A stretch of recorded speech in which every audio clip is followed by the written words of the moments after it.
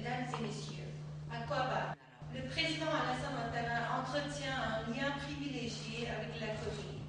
Lors de la crise financière de la Corée, il s'est profondément engagé dans les négociations en qualité de directeur général adjoint du FMI.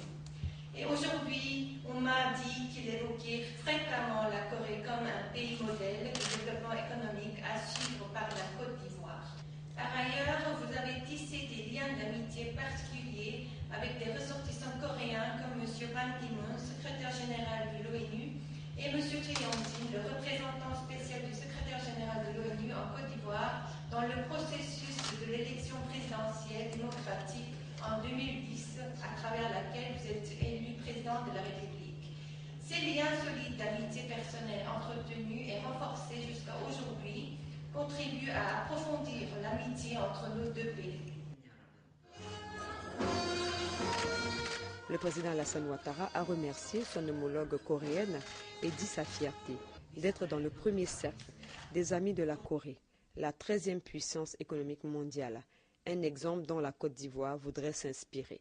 Madame la Présidente, en répondant à votre aimable invitation, je suis venu vous réaffirmer la solidité des liens d'amitié qui unissent nos deux pays et vous assurer de ma disponibilité à consolider avec vous les acquis de notre coopération bilatérale et à ouvrir de nouvelles perspectives pour nos deux pays.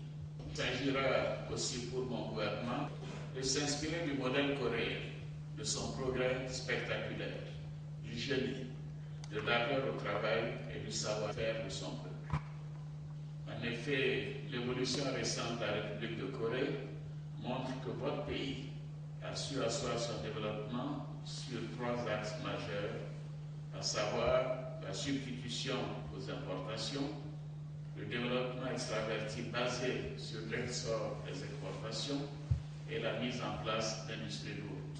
En outre, le développement de la République de Corée repose sur une économie de marché, une bonne gouvernance, une politique de formation des ressources humaines de qualité, une compétitivité de ses entreprises, la discipline et le sens du travail du peuple coréen. J'ai eu moi-même le privilège de me rendre compte de la croissance fulgurante de la République de Corée lorsque j'occupais les fonctions de directeur général adjoint au Fonds monétaire international. J'avais foi en l'avenir de votre pays, malgré la grave crise qui l'a frappé. Aujourd'hui, je suis heureux de constater que je ne m'étais pas trompé. Le président Alassane Ouattara a été accueilli par la présidente coréenne Park Geun-hye, qui l'a ensuite invité à signer le livre d'or, marquant son passage à la Maison Bleue. Ensuite, les deux personnalités ont eu un entretien pour évoquer des questions d'intérêt commun et la grande amitié qui lie les deux pays depuis 1961, date de l'établissement des relations diplomatiques entre la Côte d'Ivoire et la Corée.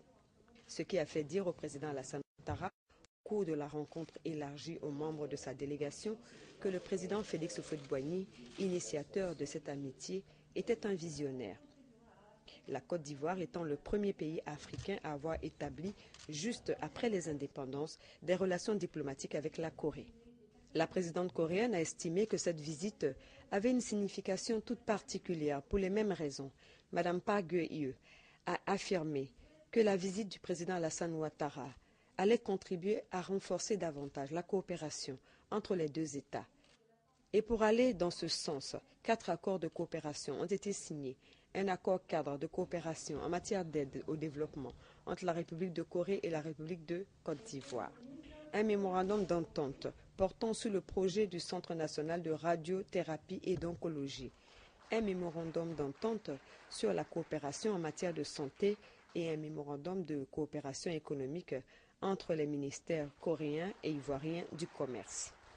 Un déjeuner officiel a été offert à l'hôte de marque de la République de Corée, déjeuner au cours duquel la présidente coréenne a une fois encore magnifié l'amitié qui lie les deux pays depuis plus de 50 ans. Avant sa visite à la Maison Bleue, le président Alassane Ouattara a sacrifié à la tradition en se rendant au cimetière d'Ongjandong pour déposer une gerbe de fleurs à la mémoire des soldats disparus pendant la guerre de Corée en 1950.